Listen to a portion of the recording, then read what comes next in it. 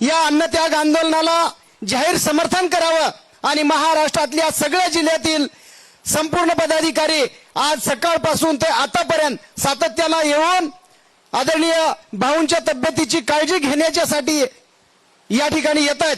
अनेक संघटनेतले पदाधिकारी, अनेक राज्यभर काम करणाऱ्या संघटना येऊन आदरणीय भाऊंना पाठिंबा व्यक्त करतायत। खरं तर शेती, माती आणि संस्कृतीसाठी सातत्यानं काम करणारे व्यक्तिमत्व म्हणून या महाराष्ट्राला नाव असलेलं व्यक्तिमत्व जर कुठलं असेल तर त्या व्यक्तिमत्वाचं नाव आहे रविकांत भाऊ तुपकर।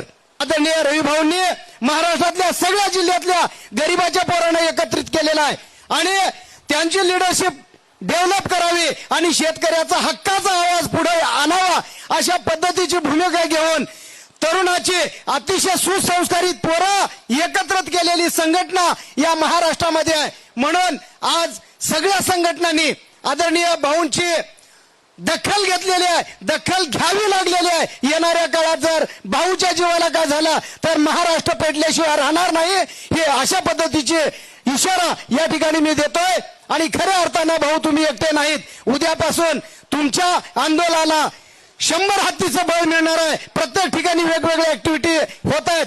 आपण आपल्या प्रकृतीची काळजी आपण नक्की घ्यावी अशी ही विनंती या ठिकाणी मी करतो आणि उद्यापासून आपल्या आदेशाप्रमाणे निश्चितपणानं वेगवेगळ्या ऍक्टिव्हिटी करत महाराष्ट्रामध्ये एक आगडोम उसळल्याशिवाय राहणार नाही। धन्यवाद।